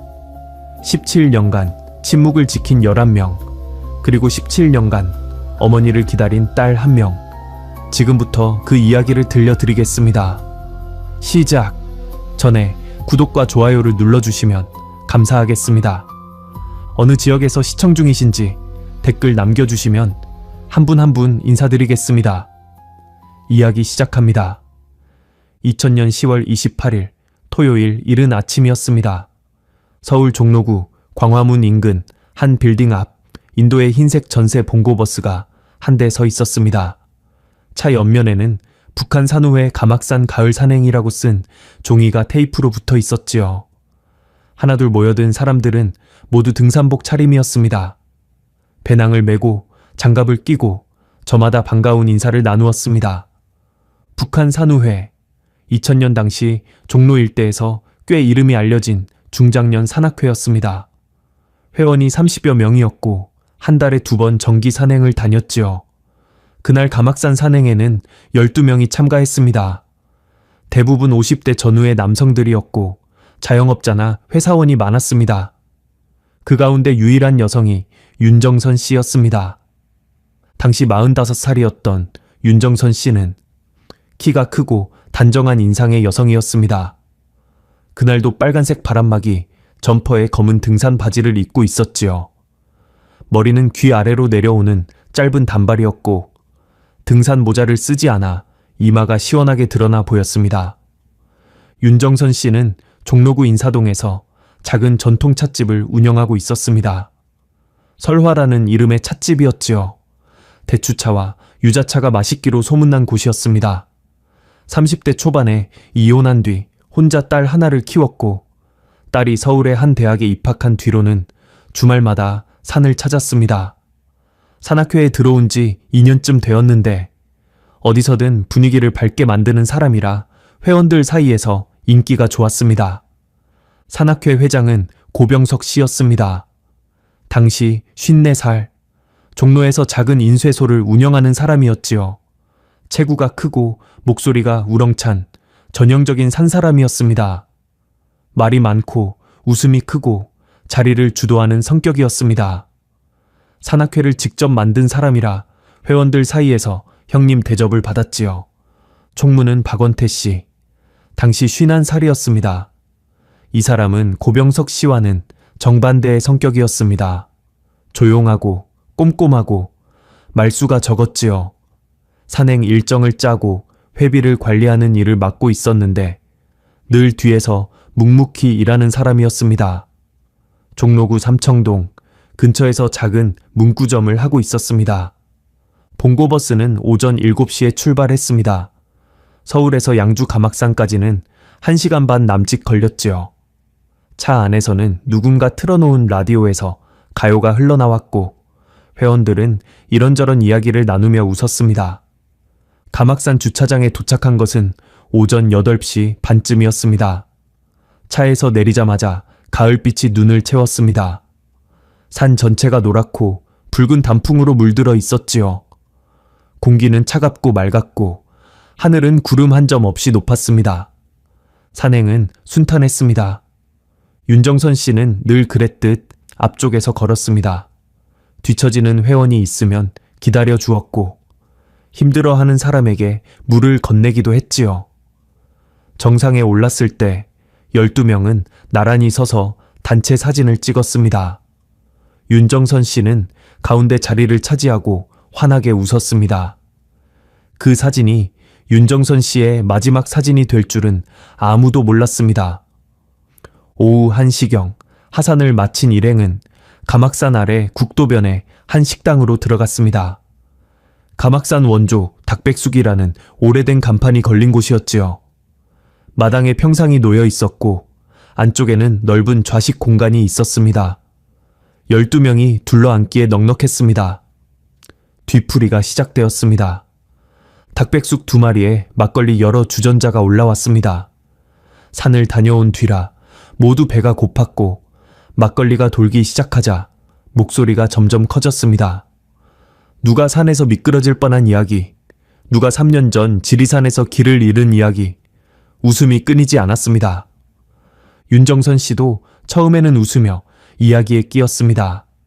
막걸리를 한두 잔 받아 마시며 옆 사람과 이야기를 나누었지요. 그런데 술이 몇 순배 더 돌자 분위기가 미묘하게 달라지기 시작했습니다. 회장 고병석 씨가 윤정선 씨 옆으로 자리를 옮겨 앉았습니다. 술을 따라주며 이런저런 말을 건넸지요. 오늘 정선 씨 컨디션 좋더만 찻집 장사는 잘 되시오? 말 자체는 별것 아니었지만 자꾸 가까이 붙어 앉는 것이 주위 사람들 눈에도 보였습니다. 맞은편에 박원태 총무가 앉아 있었습니다. 박원태 씨는 말없이 막걸리 잔을 만지작거리며 두 사람 쪽을 바라보고 있었지요. 사실 산악회 안에서 이건 이미 알만한 사람은 다 아는 이야기였습니다. 고병석 회장은 윤정선 씨에게 노골적으로 호감을 드러내고 있었습니다. 산행 때마다 옆에 붙어 걸었고 때로는 인사동 찻집에 불쑥 찾아가 차를 마시기도 했지요. 윤정선 씨는 처음에는 산악회 선배니까 하는 마음으로 웃으며 넘겼지만 점점 부담스러워하고 있었습니다. 그런데 총무 박원태 씨도 윤정선 씨에게 마음을 품고 있었습니다. 다만 박원태 씨는 드러내지 않았지요. 산행 때마다 윤정선 씨의 배낭이 무거워 보이면 슬쩍 대신 들어주었고 하산 뒤에는 편의점에서 음료를 사서 건네곤 했습니다. 말보다 행동으로 마음을 표현하는 사람이었던 겁니다. 두 남자의 감정을 다른 회원들도 눈치채고 있었습니다. 하지만 아무도 입 밖에 꺼내지 않았지요. 산악회라는 게 원래 그런 곳이니까요. 불편한 이야기는 묻어두고 산에서만큼은 즐거운 척하는 것이 암묵적인 규칙이었습니다. 그날도 그렇게 넘어갈 수 있었습니다. 평소처럼요. 그런데 술이 문제였습니다. 고병석 씨가 취기가 오르자 윤정선 씨의 손을 슬쩍 잡았습니다. 윤정선 씨의 표정이 굳었습니다. 조용히, 그러나 분명하게 손을 빼며 말했지요. 회장님, 이러지 마세요. 그 순간 박원태 씨가 입을 열었습니다. 형님, 좀 그만하시지요. 정선 씨가 싫다고 하지 않습니까? 식당 안이 조용해졌습니다. 고병석 씨의 얼굴이 붉어졌습니다. 술기운 때문만은 아니었을 겁니다. 자존심이 상한 것이지요. 10명의 회원들이 지켜보는 앞에서 총무한테 면박을 당한 것이니까요. 야, 네가 뭔데 나서는 거야? 고병석 씨의 목소리가 높아졌습니다. 박원태 씨는 대꾸하지 않았지만 눈을 피하지도 않았습니다. 팽팽한 긴장이 흘렀지요. 그때 윤정선 씨가 자리에서 일어났습니다. 됐어요. 그만하세요. 나 잠깐 바람 좀 쐬고 올게요. 그 말을 남기고 윤정선 씨는 식당 밖으로 나갔습니다. 빨간 바람막이 점퍼의 뒷모습이 출입문 너머로 사라졌습니다. 시간은 오후 4시, 조금 넘은 무렵이었습니다. 아무도 따라 나서지 않았습니다. 적어도 그 순간에는요. 5분이 지났습니다. 10분이 지났습니다. 윤정선 씨는 돌아오지 않았습니다. 처음에는 아무도 대수롭지 않게 여겼습니다. 화장실에 갔거나 주차장 근처에서 바람을 쐬고 있겠거니 했지요. 하지만 20분이 넘자 슬슬 불안해지기 시작했습니다. 고병석 회장이 먼저 밖으로 나갔습니다. 식당 앞 주차장, 도로 건너편 가게들, 공중전화 부스 앞까지 둘러보았지만 윤정선 씨의 모습은 어디에도 없었습니다. 다른 회원들도 하나둘 밖으로 나와 주변을 살폈습니다. 식당 뒤쪽 산자락 입구, 국도변 버스 정류장, 심지어 근처 다른 식당까지 들어가 물었지만 아무도 빨간 바람막이를 입은 여자를 보지 못했습니다. 누군가 윤정선 씨의 무선호출기를 불렀습니다. 삐삐가 울릴 법한 시간이 지나도 연락은 없었습니다. 해가 기울고 있었습니다. 가을 해는 짧았지요. 오후 5시가 넘자 상흐림자가 길게 드리워졌고 공기가 급격히 차가워졌습니다. 해가 지고 어둠이 내려앉았지만 회원들은 식당 안에서 나오지 않았습니다. 혹시 돌아올지 모르니 더 기다려보자는 말이 오갔지요. 밤 9시가 넘어서야 고병석 회장이 양주경찰서에 전화를 걸었습니다. 산악회 회원 한 분이 오후에 식당에서 나간 뒤 돌아오지 않고 있습니다. 양주경찰서 형사계 이동환 형사가 현장에 도착한 것은 밤 10시가 가까운 시각이었습니다. 깜깜해진 식당 앞에 11명의 산악회 회원들이 불안한 표정으로 모여 서 있었지요. 이동환 형사는 먼저 식당 안을 살폈습니다. 윤정선 씨가 앉았던 자리에는 배낭이 그대로 놓여 있었습니다. 배낭 안에는 지갑, 화장품 파우치, 생수병, 여분의 양말이 들어 있었지요. 지갑 속에는 현금 3만 원과 신분증, 신용카드가 고스란히 남아 있었습니다. 혼자 어딘가로 가려 했다면 지갑이라도 챙겼을 겁니다. 그런데 아무것도 가져가지 않았습니다. 사라진 것은 윤정선 씨 자신, 그리고 발에 신고 있던 등산화뿐이었습니다. 이 형사는 회원들을 한 명씩 불러 이야기를 들었습니다. 진술은 놀라울 만큼 일치했습니다. 함께 밥을 먹고 술을 마셨습니다. 윤정선 씨가 바람 좀 쐬고 온다고 나갔는데 안 돌아오길래 찾아봤는데 없었습니다. 11명 모두 같은 이야기였습니다. 뒤풀이 자리에서 쭉 함께 있었다는 것이요. 다툼이 있었느냐는 질문에도 모두 고개를 저었습니다. 분위기 좋았습니다. 별일 없었습니다. 이동환 형사는 형사 경력 15년 차였습니다. 숱한 진술을 들어본 사람이었지요. 경험상 여러 사람의 진술이 이렇게까지 똑같을 때는 두 가지 경우밖에 없었습니다. 정말로 아무 일도 없었거나 아니면 미리 입을 맞춘 것이거나. 하지만 느낌만으로는 수사를 진행할 수 없었습니다. 식당 주인 부부에게도 확인했습니다. 주인 장 씨는 손님들이 안에서 계속 드시고 계셨다고 했고, 아내 김 씨는 여자 손님이 밖에 나가는 건 봤는데 혼자 나간 것 같다고 했습니다. 뒤따라 나간 사람이 있었는지 물었더니 부엌에 있어서 잘 모르겠다 는 대답이었지요. 그날 밤부터 감악산 일대 수색이 시작되었습니다. 양주경찰서 경력과 소속 경찰관 20여 명이 손전등을 들고 식당 주변 방역 1km를 샅샅이 뒤졌습니다. 국도변 가게들을 다시 탐문했고 택시 기사들에게도 혹시 여성 승객을 태우지 않았느냐고 물었습니다. 결과는 아무것도 없었습니다. 다음 날인 일요일부터 수색 범위가 넓어졌습니다. 감악산 주요 등산로를 따라 경찰과 예비군이 수색에 나섰습니다. 산 아래 마을과 논밭 사이 길도 살폈고 인근 하천변까지 범위를 넓혔지요. 양주 일대 버스 터미널과 기차역에도 수배 전단이 붙었습니다. 열흘간 수색이 계속되었습니다. 그러나 윤정선 씨의 흔적은 어디에서도 나오지 않았습니다.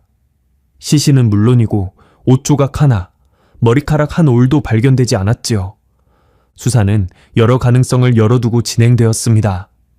첫 번째는 자발적 실종, 개인 사정으로 스스로 자취를 감춘 것 아니냐는 가설이었지요. 하지만 지갑도 배낭도 두고 갔다는 점이 맞지 않았습니다. 게다가 윤정선 씨의 은행 계좌에서는 실종 이후 단 한 건의 거래도 이루어지지 않았습니다. 두 번째는 제3자에 의한 납치, 식당 밖으로 나간 윤정선 씨를 누군가 채 태워간 것 아니냐라는 추측이었습니다. 그러나 국도변에서 여성이 끌려가는 것을 본 사람은 아무도 없었습니다. 세 번째는 산에서의 사고, 바람을 쐬러 나가다가 산기슭에서 발을 헛디뎌 실족한 것 아니냐는 가능성이었지요. 하지만 시신이 나오지 않으니 확인할 방법이 없었습니다. 수사의 동력이 사라지기 시작한 것은 11월 중순부터였습니다. 뚜렷한 단서가 없었고 목격자도 없었습니다. 산악회 회원들의 진술에서 모순을 찾아내지도 못했지요. 이동환 형사는 개인적으로 산악회 내부에 뭔가 있다고 느끼고 있었습니다. 11명의 진술이 너무 완벽하게 일치한다는 점이 오히려 부자연스러웠으니까요. 하지만 느낌만으로는 어쩔 수가 없었습니다. 물증이 없었습니다. 2000년 12월 양주경찰서는 사건을 실종, 원인 미상, 수사 계속으로 분류했습니다. 사실상 미제 처리였지요. 서류철은 형사계 캐비닛 깊숙이 들어갔고 윤정선이라는 이름 석자는 조금씩 사람들의 기억에서 지워져 갔습니다. 산악회도 자연스럽게 흩어졌습니다. 회장 고병석 씨는 인쇄소를 접고 경기도 외곽으로 이사를 갔고 총무 박원태 씨는 아예 연락이 끊겼지요. 다른 회원들도 하나둘 산악회를 떠났습니다. 마치 처음부터 그런 모임이 없었던 것처럼 북한산후회라는 이름은 사라졌습니다. 하지만 모든 사람이 잊은 것은 아니었습니다. 20살의 대학생이었던 딸 윤서영 씨만은 잊지 않았습니다. 어머니가 돌아올 거라고, 아니 적어도 어머니에게 무슨 일이 있었는지 반드시 알아내겠다고. 그 마음 하나로 윤서영 씨는 이후 17년이라는 긴 시간을 버텨나가게 됩니다. 윤정선 씨의 딸 윤서영 씨는 어머니가 사라진 2000년 당시 20살이었습니다. 서울의 한 대학교 영문학과 2학년에 재학 중이었지요.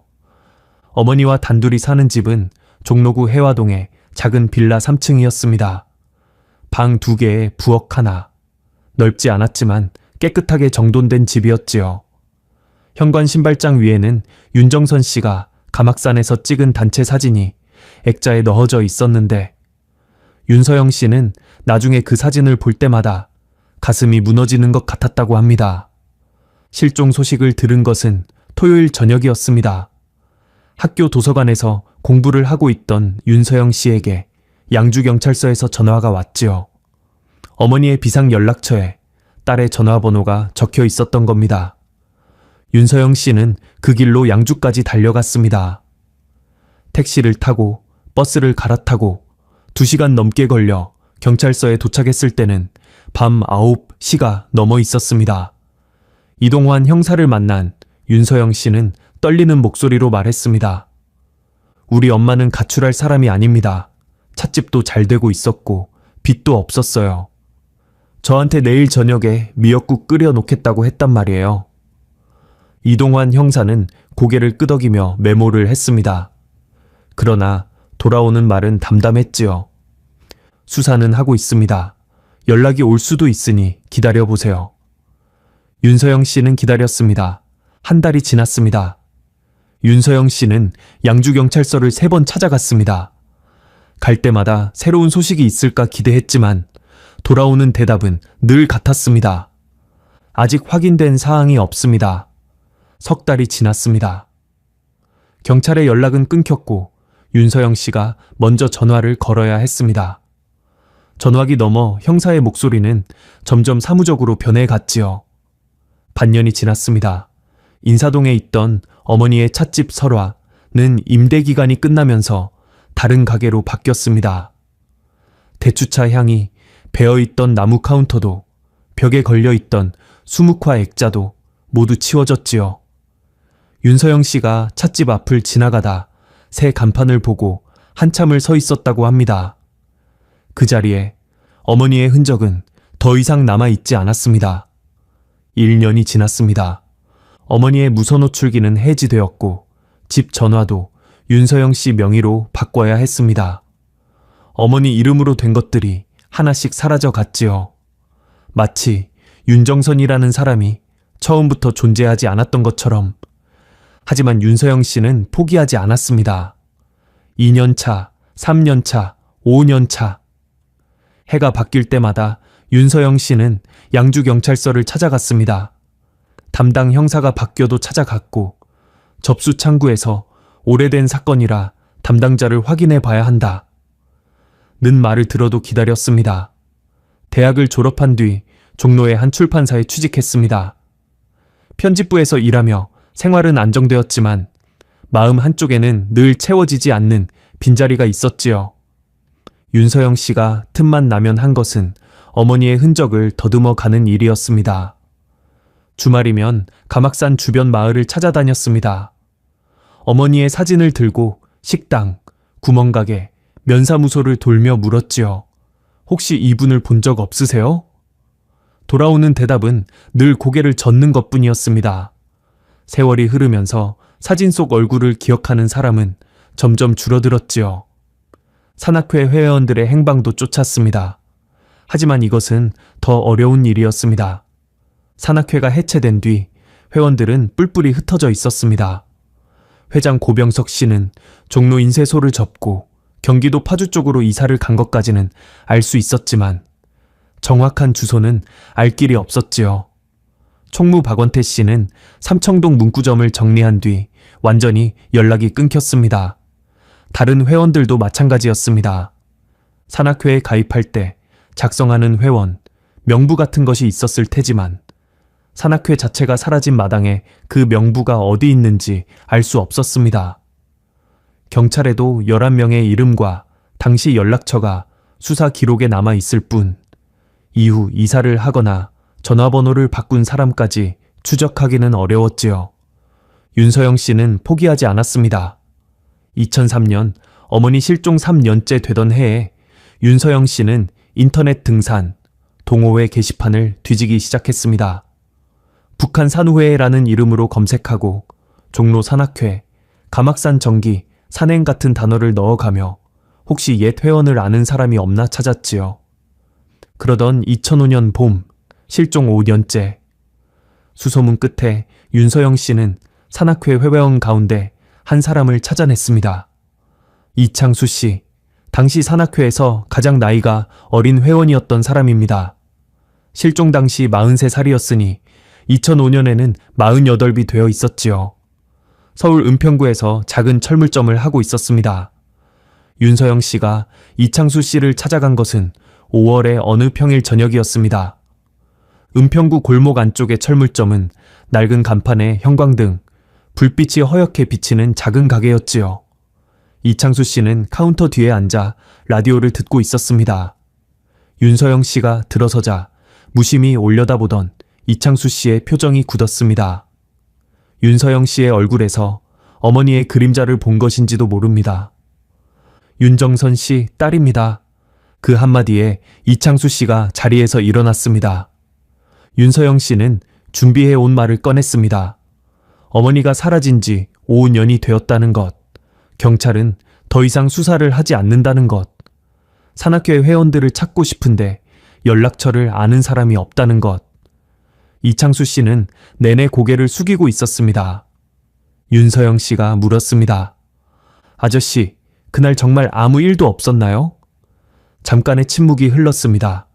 이창수 씨는 고개를 들지 못한 채 낮은 목소리로 말했습니다. 서영 씨, 나도 그날 이후로 잠을 못 자는 밤이 많아요. 윤서영 씨의 심장이 빠르게 뛰기 시작했습니다. 무슨 뜻이에요? 그날 뭐가 있었던 거예요? 이창수 씨가 입술을 깨물었습니다. 무언가를 말하려다 삼키는 것이 보였지요. 한참을 망설이더니 이렇게만 말했습니다. 나 혼자서는 말을 꺼내기가 어려워요. 나만의 문제가 아니니까. 미안해요, 서영 씨. 정말 미안해요. 더 이상은 입을 열지 않았습니다. 윤서영 씨는 다시 찾아가겠다며 자신의 전화번호를 적어두고 나왔습니다. 일주일 뒤 다시 철물점을 찾았을 때 가게 문은 닫혀 있었습니다. 며칠 뒤 다시 갔을 때도 마찬가지였죠. 옆 가게 주인에게 물어보니 집안 사정이 있는지 요 며칠 안 나왔다는 대답이었습니다.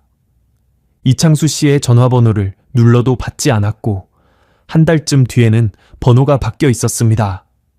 연락이 끊긴 것입니다. 윤서영 씨는 그날 이창수 씨의 말을 수첩에 적어 두었습니다. 나도 그날 이후로 잠을 못 자는 밤이 많아요. 나 혼자서는 말을 꺼내기가 어려워요. 이 두 마디가 뜻하는 것은 분명했습니다. 그날 그 자리에서 무언가가 있었다는 것, 그리고 11명이 그것을 함께 감추고 있다는 것. 윤서영 씨는 확신했습니다. 어머니는 스스로 사라진 것이 아니라는 것을요. 누군가 어머니를 사라지게 만들었고 11명 모두가 그것을 알고 있다는 것을요. 하지만 확신만으로는 아무것도 할 수 없었습니다. 증거가 없었고 경찰도 움직이지 않았습니다. 윤서영 씨가 할 수 있는 것은 기다리는 것뿐이었지요. 기다리되 포기하지 않는 것. 2007년, 실종 7년째. 윤서영 씨는 출판사를 그만두고 해화동 집 근처에 작은 서점을 열었습니다. 달과 숲이라는 이름의 조그만 동네 서점이었죠. 어머니의 찻집 설화처럼 따뜻한 공간을 만들고 싶었다고 합니다. 서점을 운영하면서도 윤서영 씨는 해마다 가막산을 찾았습니다. 어머니가 마지막으로 밟은 땅을 걷고 어머니가 마지막으로 들어갔던 식당 자리를 지나치며 돌아오지 않는 사람을 기다렸지요. 식당은 주인이 바뀌어 메뉴도 간판도 달라져 있었지만 건물의 위치와 뒤편 상기슬개 생김새는 그대로였습니다. 해마다 10월 28일이 되면 윤서영 씨는 가막산 주차장에 차를 세우고 어머니가 걸었을 등산로를 올랐습니다. 정상에서 혼자 서서 산 아래를 내려다 보았지요. 어머니가 어디에 있는지 이 산이 알고 있을까 하는 생각을 했다고 합니다. 2010년, 실종 10년, 윤서영 씨는 30살이 되어 있었습니다. 직장 동료의 소개로 만난 남자와 결혼을 했고 이듬해에 아들을 낳았지요. 남편은 아내가 해마다 가막산에 가는 이유를 알고 있었고 말리지 않았습니다. 아이를 낳은 뒤 윤서영 씨는 처음으로 눈물을 보였다고 합니다. 아이를 안고 있으려니 자기를 안아주던 어머니의 손이 떠올랐다고요. 어머니가 이 아이를 보면 얼마나 좋아했을까 하는 생각에 참았던 것들이 터져 나왔다고 합니다. 2015년 실종 15년, 2017년 실종 17년.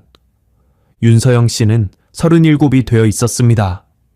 그해 3월 봄바람이 불기 시작하던 어느 날 윤서영 씨에게 전화 한 통이 걸려왔습니다. 경기 북부경찰청이었습니다. 윤서영 씨 되시지요? 가막산에서 유골이 발견되었습니다. 확인 절차가 필요합니다. 윤서영 씨의 손이 떨렸다고 합니다. 전화기를 놓칠 뻔했다고요. 17년을 기다린 전화였습니다. 2017년 3월 14일 화요일. 경기도 양주시 가막산 자락에서는 산림복원 및 등산로 정비 사업이 한창이었습니다. 경기도와 산림청이 공동으로 추진한 사업이었지요. 오래된 등산로에 안전시설을 보수하고 훼손된 산림 구간을 복원하는 작업이었습니다. 그날 오전 산림작업반 6명이 등산로에서 서쪽으로 300여 미터 떨어진 급경사지대에서 잡목을 정리하고 있었습니다. 사람이 거의 다니지 않는 곳이었지요. 경사가 가파르고 바위가 많아서 등산로를 낼 수 없었던 구간이었습니다. 작업반장 한종구 씨가 큰 바위 2개 사이를 살피던 중이었습니다. 바위 틈에 움푹 파인 공간이 있었는데 위에 흙과 낙엽이 유난히 두껍게 쌓여 있었지요. 17년 동안 쌓인 것이니 당연한 일이었겠지만 한종구 씨의 눈에는 자연스러운 퇴적이라기엔 뭔가 이상하게 보였다고 합니다. 저기 아래에 뭐가 있는 것 같은데. 작업반원 2명이 삽과 갈고리를 가져와 흙을 조심스럽게 걷어내기 시작했습니다. 낙엽층을 치우자 검게 변한 흙이 나왔고 그 아래에서 천 조각 같은 것이 드러났습니다.